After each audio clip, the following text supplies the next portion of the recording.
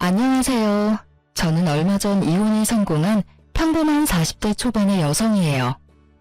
딸아이 하나 키우는 맛으로 홀로 살고 있는 싱글맘이기도 하죠. 남는 시간에 차연글 유튜브나 보면서 시간 보내곤 했는데 제가 직접 작성하게 되는 건 상상도 못 해봤어요.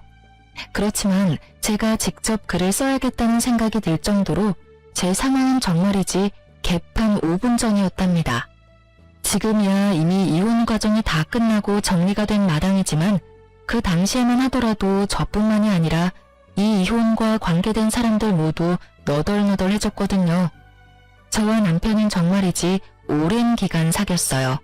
솔직하게 말하면 남편이 질질 끌었다고 해야겠죠. 남편은 무슨 이유에서인지 결혼에 대한 생각이 없었고 저는 결혼에 대한 막연한 동경 같은 것이 있었어요.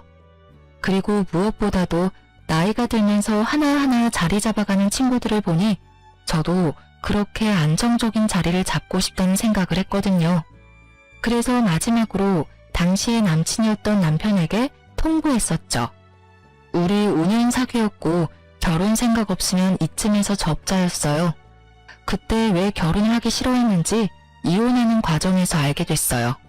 남편이 간을 보고 있었더라고요.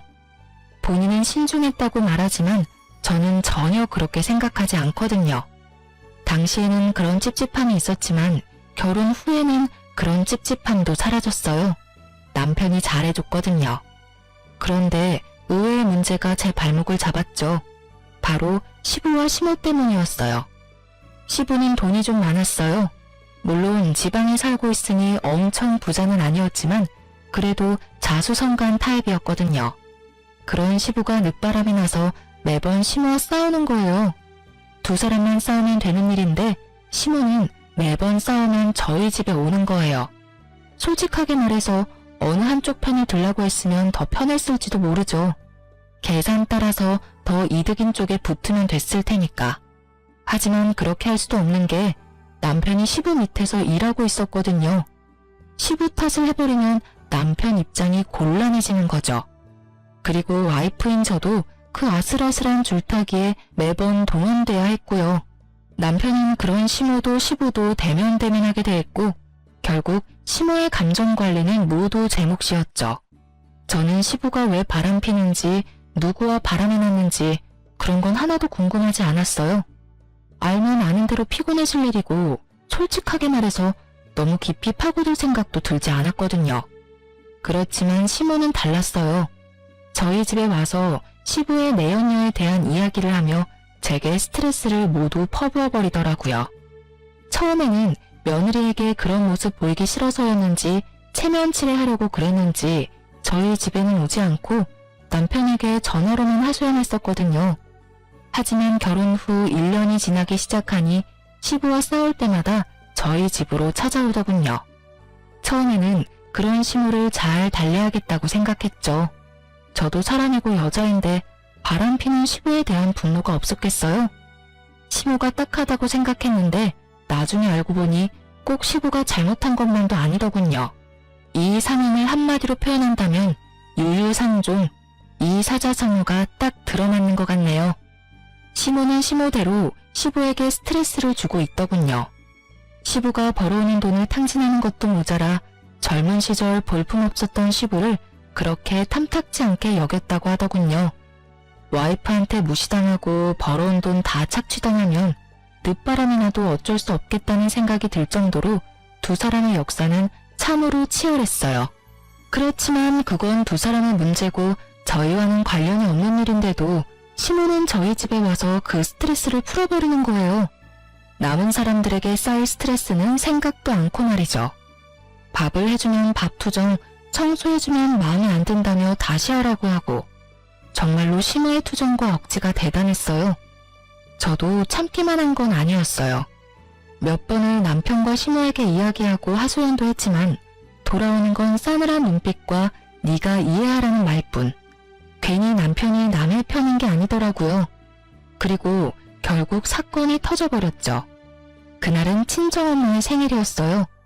한 달 전에 미리 남편에게 엄마의 생일을 알려줬었죠. 그런데 시모가 엄마 생일 일주일 전부터 저희 집에 와서는 집에 갈 생각을 안 하더군요. 친정엄마 생일 전에는 가겠지 싶었는데 아예 눌러앉기로 작정을 했는지 시모는 꿈쩍도 안 했어요. 결국 친정엄마 생일날 점심 식사에 시모에게 제가 먼저 말했어요. 어머님, 죄송한데 오늘 저녁 식사는 혼자서 드실 수 있겠어요? 제가 약속이 좀 있어서 나가봐야 하거든요. 아니면 근처 음식점에서 맛있는 거라도 시켜드릴게요. 뭐? 너 손님 놔두고 집 비우는 거 아니다? 그거 사람 홀대하는 거랑 똑같은 거야. 어이가 없었죠. 그리고 손님이라니. 정말 손님이었다면 쫓아내기라도 했을 텐데 말이죠. 어머님, 오늘 친정어머니 생신이라 한 달 전부터 미리 예약을 해놨어요. 그래서 어쩔 수 없이 나가는 거니까 이해 좀 해주세요. 갈수록 웃기네네. 네가 그 집 사람이야? 너 이제 우리 집 사람이야. 우리 집에 시집 왔으면 당연히 너희 엄마보다는 나한테 더 신경 써야 하는 거 아니냐? 네 엄마가 널 그렇게 가르치디? 너 이따위로 행동하는 거 너희 엄마가 알고는 있어? 시모는 연신 시부의 험담을 늘어놓던 입으로 저희 엄마를 모욕하는 말을 늘어놓기 시작했어요. 사돈은 도대체 이런 애를 집 밖에 내놓을 생각은 어째 하셨대? 하긴 고슴도치도 제 자식이 제일 예뻐 보인다니 할 말은 없다만 너 죽어도 이 집 귀신 되는 거야. 네가 죽으면 그 집에서 네 제사라도 치러준다니? 이래서 요즘 애들은 안 된다니까. 주제를 몰라요, 자기 주제를. 저는 시모가 저를 향해 내뱉는 말들을 듣지 않으려 애를 써야 했어요. 정말 기분이 더럽고 엿 같았거든요. 저는 착한 사람이 아니에요. 그리고 인내심이 그리 좋은 사람도 아니었고요. 평범한 사람이었어요. 모욕받으면 열받고 욕 들으면 두 배로 욕해주고 싶은 평범한 사람. 그렇지만 어른에게 그렇게 할 순 없다는 생각으로 그냥 무시했어요. 시모가 뭐라고 뒤에서 떠들던지 들리지 않는 척하며 씻고 화장하고 생일잔치에 갈 준비를 했죠. 제가 자기 하는 말을 모조리 씹어버리고 무시하자 열받은 시모가 고래고래 고함을 지르더군요. 야, 네가 뭔데 날 무시해? 이런 싸가지 없는 년을 봤나? 네 엄마도 이렇게 싸가지 없겠지? 원래 윗물이 맑아야 아랫물이 맑은 법이다. 네 엄마가 널 이렇게 예의라고는 쌈 싸먹은 년으로 키워서 네가 이 모양 이 꼴 아니겠냐? 야, 여기 보라는 말 안 들려? 그만 좀 하세요. 저한테 왜 소리 지르시는데요? 열받는 일 있으면 당신 자식한테 하시면 되잖아요. 며느리한테 열받는 감정 다 털어져 버리시면 그렇게 기분이 좋으세요? 싸가지가 없는 게 누군데 여기서 저한테 막말하시는데요. 부모 생일잔치도 못 가게 하는 시어머니야말로 싸가지 없는 사람 아닌가요? 며느리한테 불효 저지르라고 말하는 시어머니가 어딜 봐서 깨끗한 사람이냐고요. 이게 정신이 나갔나? 너 지금 누구한테 대드는 거야? 우리 엄마 욕한 사람한테 대드는 거죠. 이제부터 남편 없을 때는 이 집 찾지 마세요. 저는 어머님 자식 아니고 며느리예요. 엄연히 남의 귀한 자식이고 존중받아야 할 사람이라고요. 열받고 화나는 일 있으면 당신 자식한테 그 스트레스 다 푸세요. 남의 자식한테 스트레스 풀지 마시고. 저는 결국 크게 화를 내고 집 밖으로 나와버렸어요. 남편도 오늘 장모님 생일인 걸 알고 있으니 알아서 올 거라고 생각하고 따로 연락도 하지 않았어요. 솔직하게 말하면 남편 얼굴 보고 싶은 마음이 전혀 없었거든요. 지금 보면 싸움만 할 것 같아서 연락하지 않았어요. 저녁이 되면 이 불같은 감정도 가라앉을 테니 그때 남편 보면 되겠지 싶었거든요. 그런데 남편이 약속 장소에 오지 않더군요. 아무리 기다려도 오지 않고 이미 생일 식사는 시작돼서 결국 남편에게 전화했어요. 당신 도대체 어디에... 야, 너 우리 엄마한테 무슨 말 했어?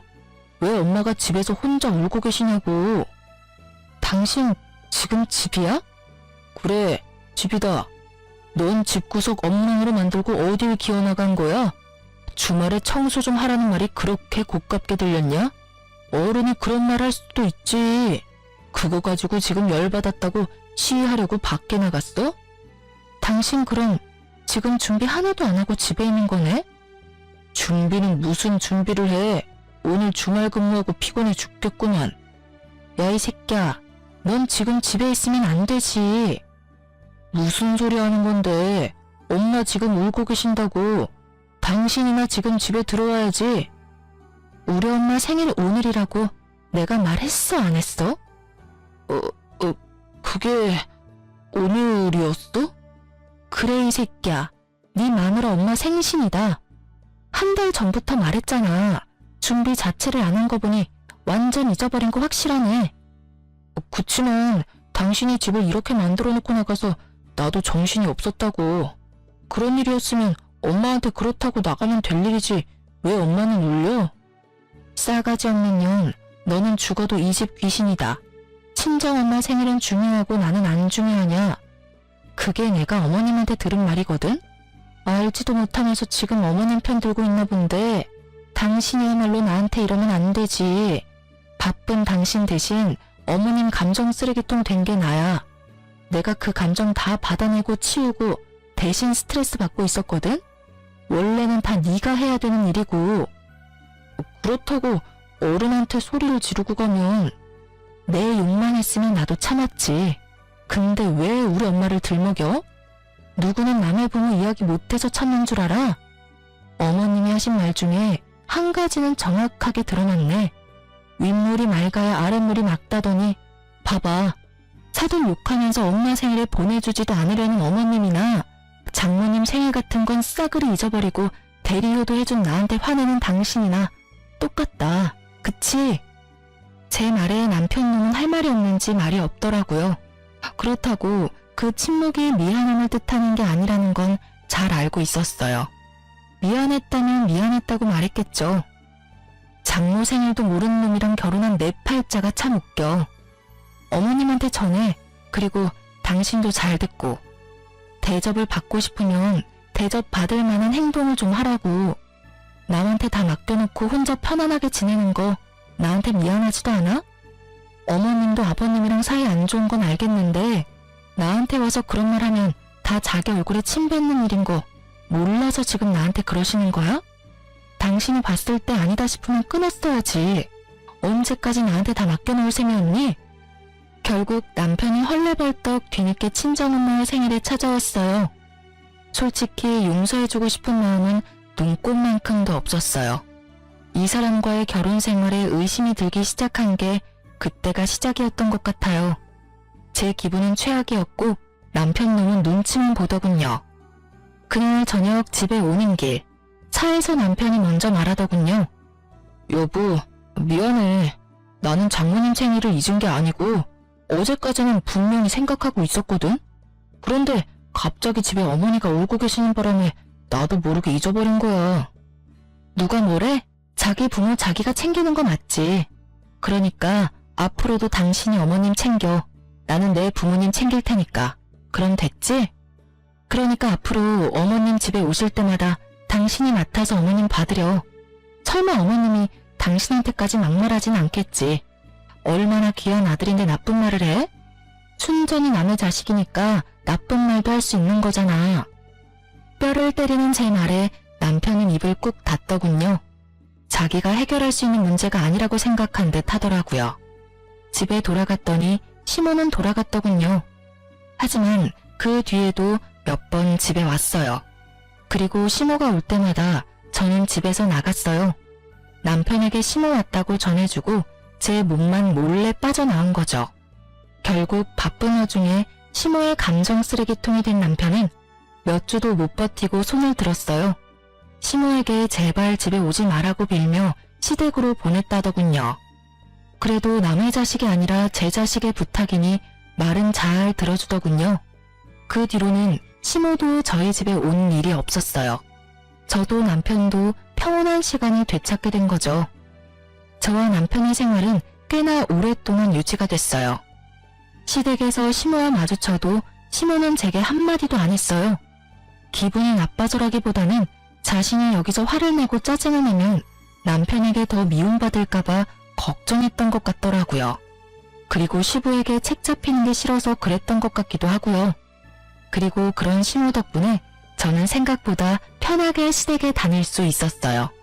그 와중에 저와 남편 사이에는 딸아이가 태어났어요.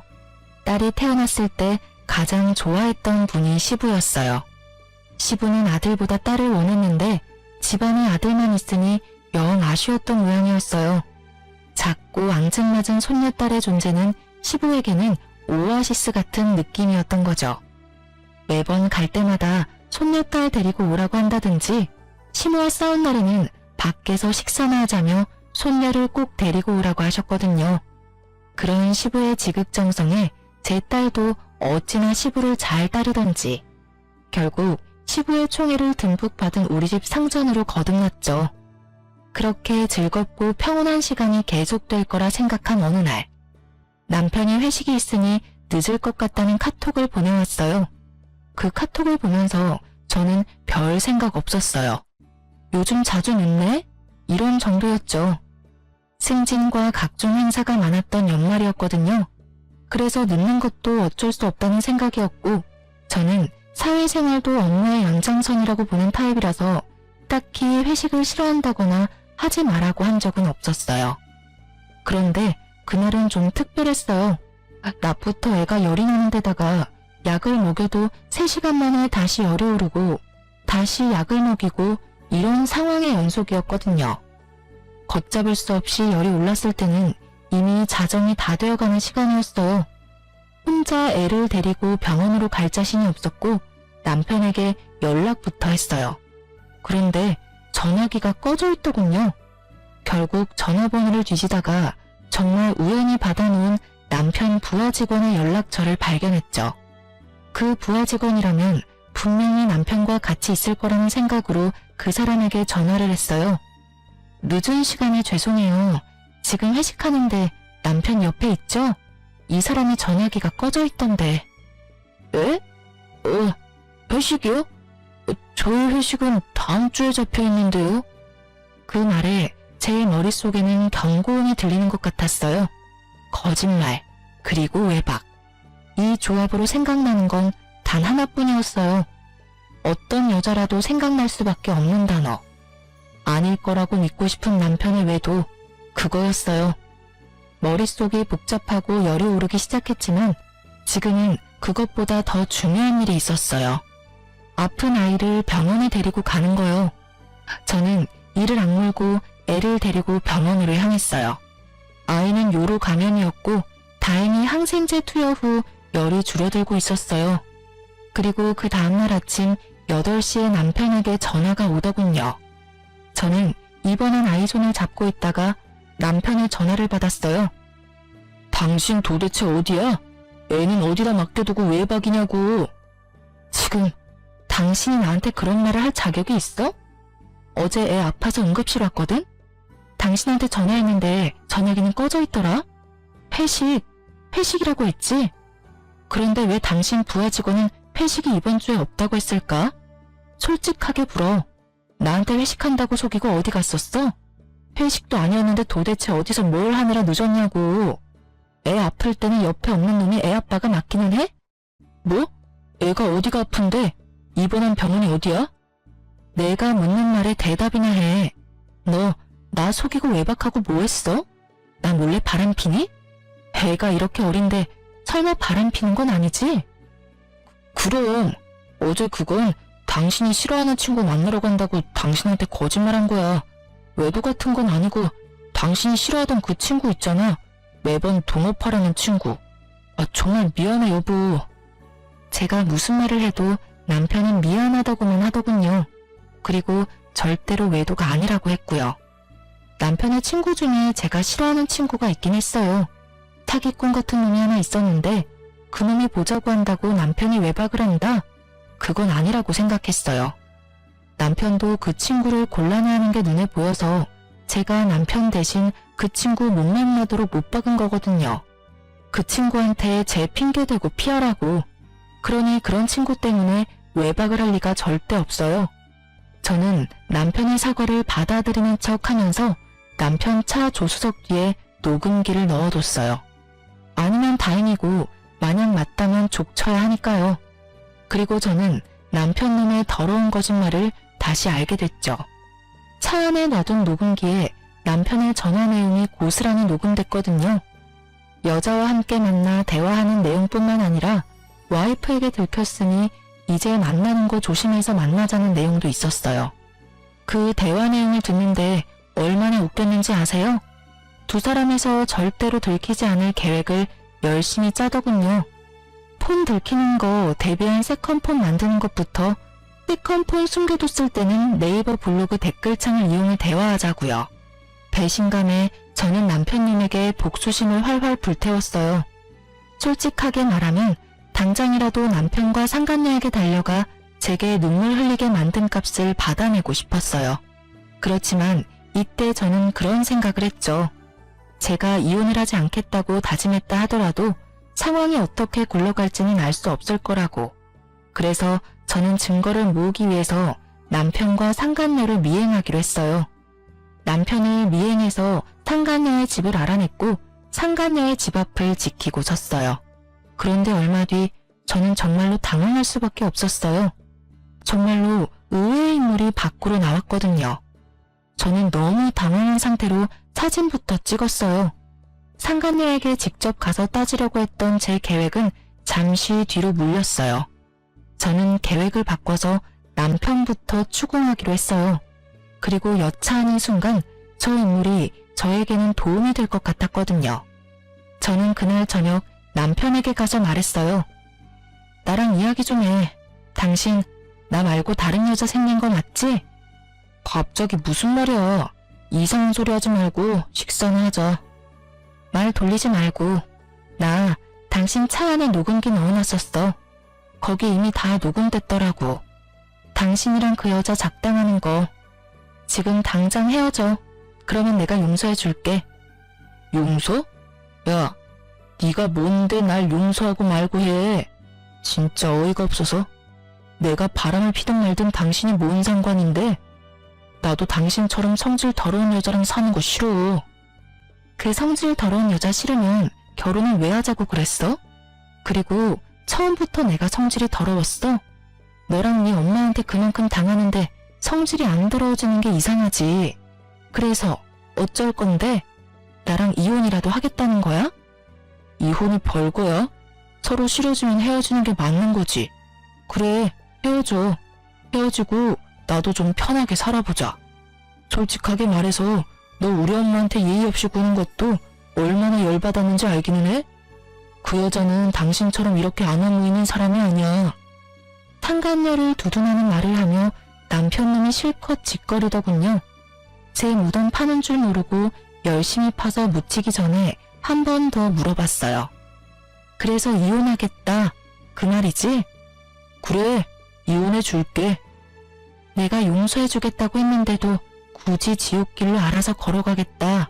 이 말이지? 제 말이 심상치 않음을 느꼈는지 남편님이 잠깐 흠칫하더군요.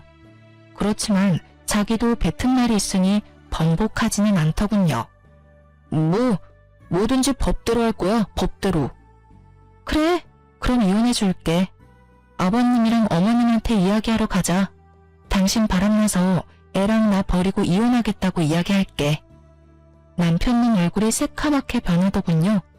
시아버지 밑에서 일하는 남편님은 자기 딸이 시아버지의 마음을 얼마나 많이 사로잡았는지 잘 알고 있었거든요. 친권이랑 양육권은 안 줄 거야. 넌 나한테 주게 되어 있어. 이 이혼은 전적으로 다 네 탓이니까. 넌 바람을 폈고 너희 엄마는 나를 괴롭히고 내 친정을 모욕했지. 게다가 아이가 아플 때도 바람을 폈으니 애를 데려갈 자격이 있기는 하겠어? 제 말에 남편이 부들부들 떨더군요. 저는 남편님을 강제로 시댁으로 끌고 가서 시부모에게 이혼 이야기를 꺼냈어요. 아버님, 어머님, 저희 이혼하기로 했어요. 제 말에 시모가 비웃으며 한마디 하더군요. 네, 그렇게 될 줄 알았어. 네가 잘나면 얼마나 잘났다고 시어머니 이겨먹고 잘 살 줄 알았어? 당신은 좀 가만히 있어. 며느라가 왜 갑자기 이혼을 하겠다고 하냐? 큰 문제가 아니면 다시 생각해보고. 이 사람이 바람을 폈어요, 아버님. 그 말에 시부가 찔끔 놀라더군요. 자기도 바람을 폈으니 말이죠. 그런데 제가 용서해 줄 테니 그 여자랑 인연 끊으라고 했는데 그럴 바엔 저랑 이혼하는 게 낫겠다고 하더라고요. 그래서 원하는 대로 이혼해 주려고요. 전 분명히 기회를 줬어요. 그런데 그걸 거절한 건 남편이에요.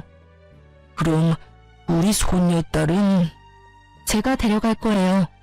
이 사람 아이 열이 펄펄 나서 병원 간 날에도 상간녀 만나느라 제 연락도 못 받은 인간이거든요. 그런 사람한테 양육권에 친권이 가당키는 해요? 어이구, 네가 잘했어야지. 왜 우리 아들 욕을 하고 그래? 우냐, 이혼해라. 누가 와도 너보다는 낫겠어.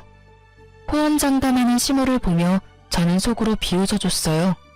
아무것도 모르는 저 할머니가 상간녀 정체를 알고도 저렇게 평온하겠나 싶었거든요. 확답을 듣고 나니 이 두 사람을 용서할 생각이 완전히 사라졌어요.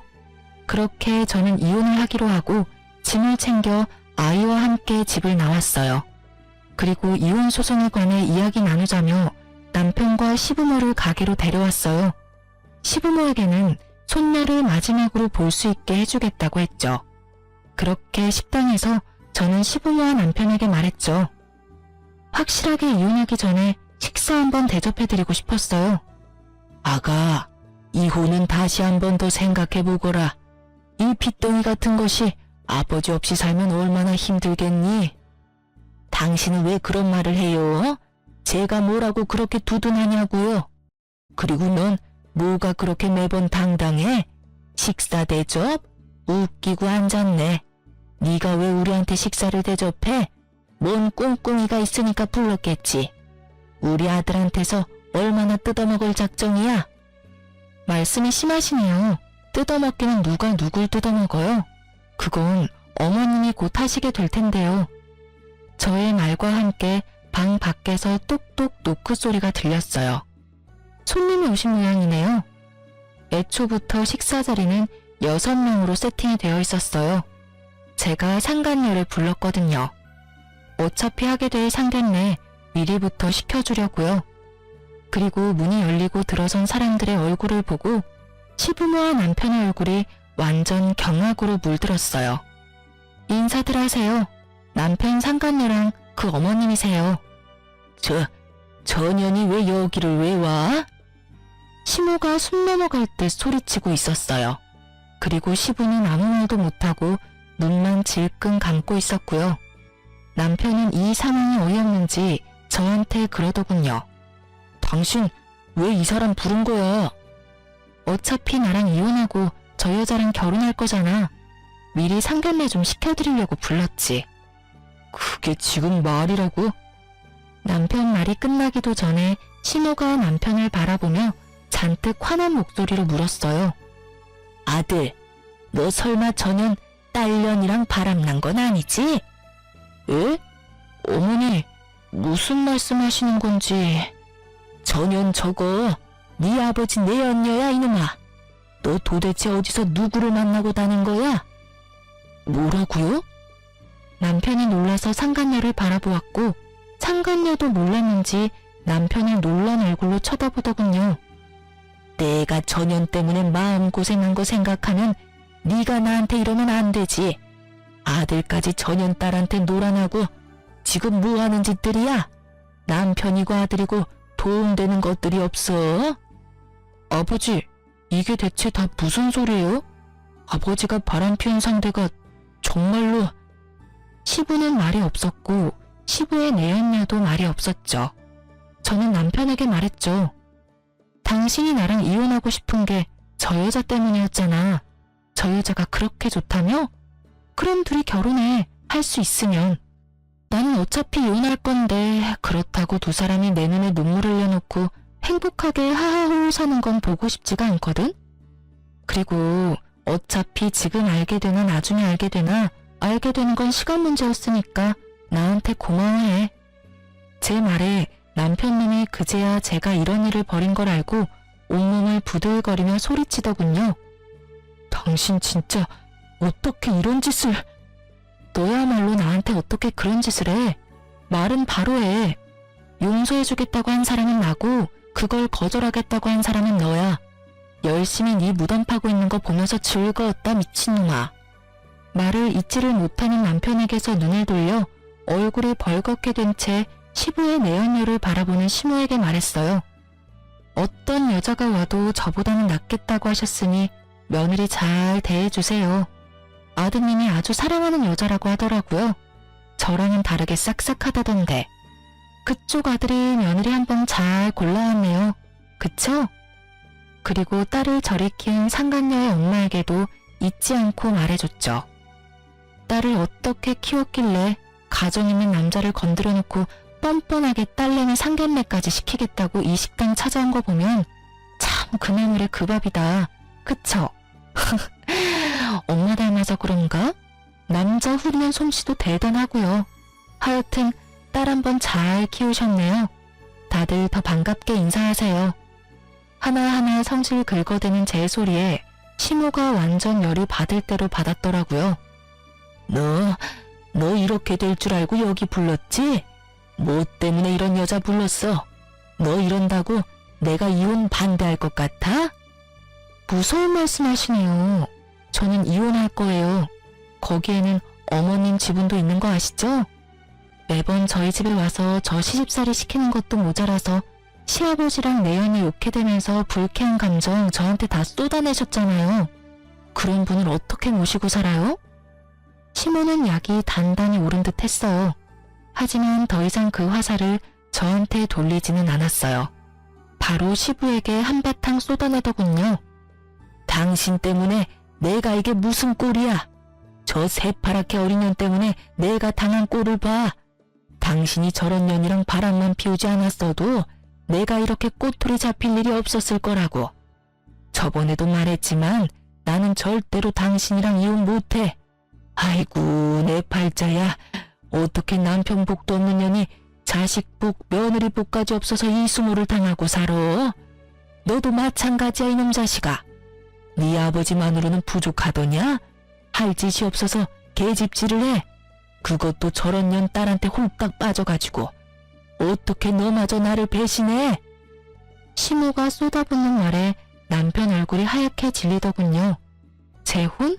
꿈도 못 꾸겠죠. 제 어미 가슴에 못 박은 여자딸이랑 무슨 결혼을 해요? 혼인의 혼자만 꺼내도 시모가 뒤로 넘어갈 판인데. 이게 다 무슨 일이야? 엄마, 이야기 좀 해봐. 엄마 만나는 사람이 이 사람 아버지야? 상간녀도 제 어머니가 어떤 사람인지를 알았어요. 너야말로 이게 다 무슨 일이야? 너 제대로 된 남자 만난다고 하지 않았어? 그런데 불륜? 상간녀의 어머니도 자기 딸이 어떤 사람인지 알게 됐죠. 엄마야말로 불륜이잖아. 나한테는 일찍 사별하고 돈만 많이 벌어다 놓은 영감이라며. 얘가 못하는 소리가 없어? 엄마가 언제 그렇게 말했어? 엄마는 나한테 화내면 안 되지. 엄마도 똑같이, 아니, 나보다 더한 짓 했으면서. 결국 이 집도 저 집도 똑같이 풍비박산이 나버렸죠. 그리고 그 와중에 웃는 건 저뿐이었고요. 정말 너무나 통쾌하기 짝이 없는 장면들이었어요. 상간녀와 남편의 행복한 미래는 이미 산산조각 났고 두 사람의 암울한 미래 앞에는 부모님들이 있었죠. 서로가 서로를 물고 뜯는 상황을 보며 저는 차분히 모든 걸 보고 있었어요. 그러게 남의 눈에 눈물 흘리게 만들면 자기 눈에는 피눈물 나는 거 미리 알았어야죠.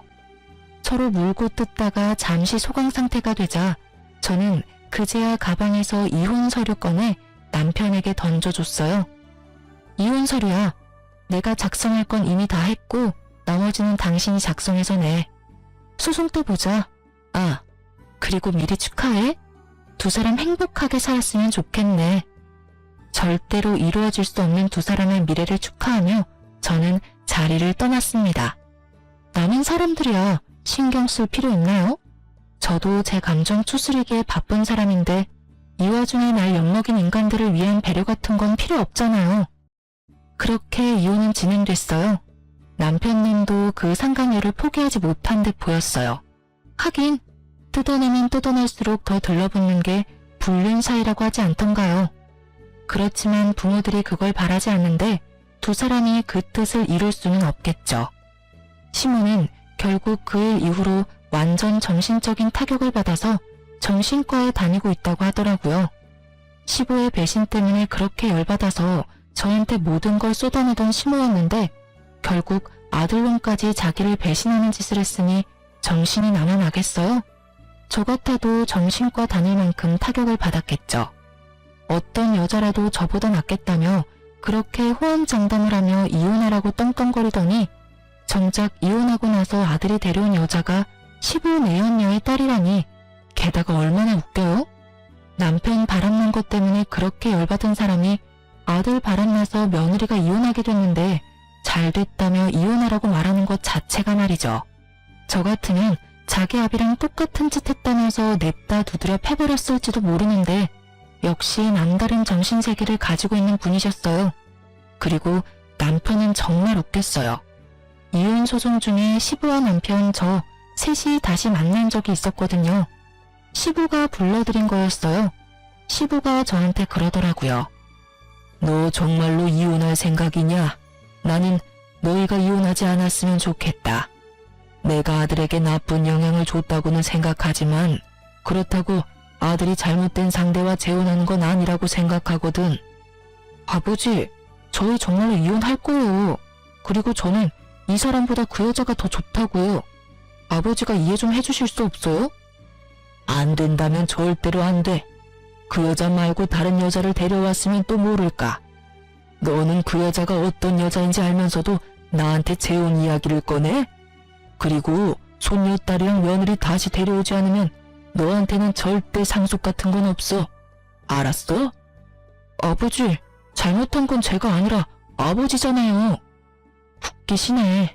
아버님이 바람피는 건 잘못이고 네가 바람피는 건 잘못이 아닌 거야?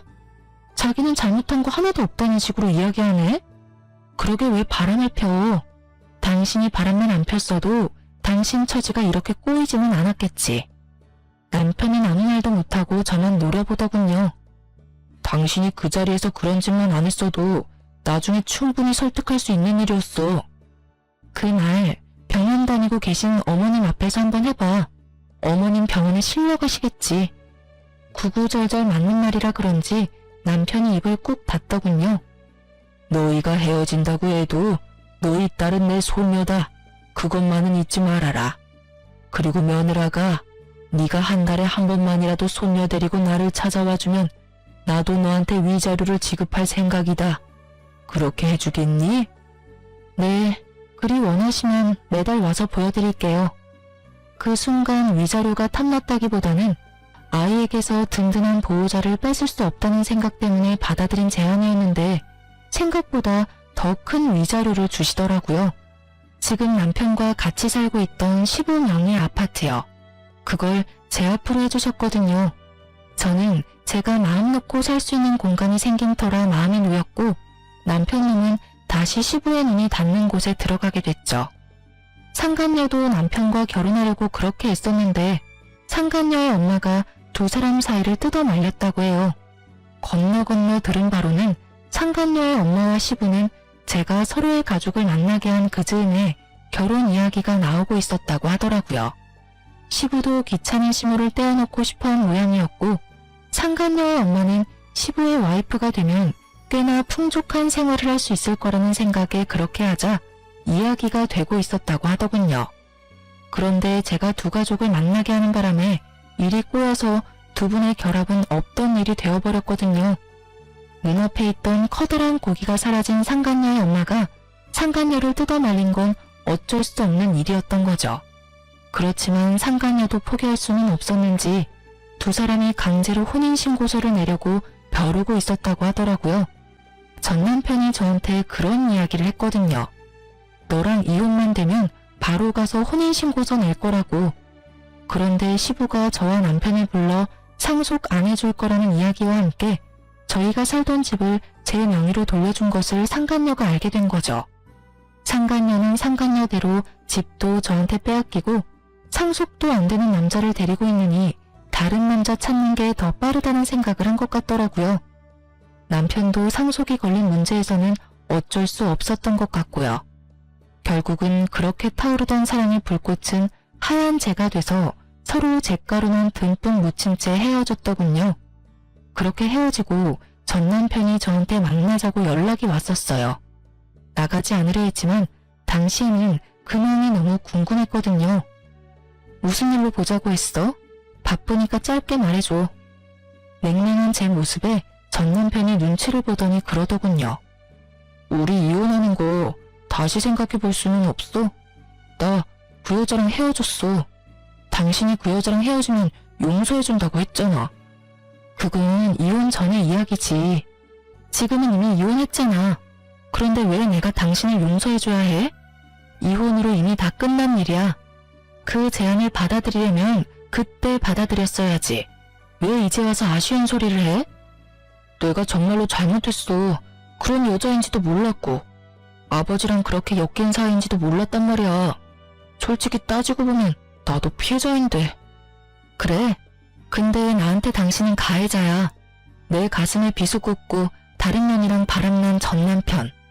그럼 네가 왜 이제 와서 나한테 이러는지는 모르겠지만 너 나한테 재결합 요구하려는 거면 잘못했다가 아니라 미안하다고 먼저 사과를 했었어야지. 그리고 한 가지 확실하게 할게. 나는 한 번 바람핀 놈은 절대 못 믿어. 그러니까 앞으로 나한테 연락하지 마. 그 여자하고 잘 안 되니까 나한테 다시 슬금슬금 기어온 모양인데 나는 절대로 당신이랑 재결합 안 해. 내가 정신 나갔어? 미친놈이랑 다시 결혼 생활을 하게. 쓸데없는 말 하지 말고 양육비나 꼬박꼬박 보내. 안 보내면 아버님한테 이를 거야. 한 달에 한 번씩 아버님이랑 만나는 건 알지? 그러니까 하는 말이잖아. 우리 아버지는 만나면서 왜 나한테는 기회도 안 주는데? 한 번 정도는 용서해줘도 되잖아. 내가 여러 번 바람을 핀 것도 아니고 잠깐 딱 한 번 외도에 빠진 것 뿐인데 그걸 용서를 못한다고 하는 건 좀 아니지.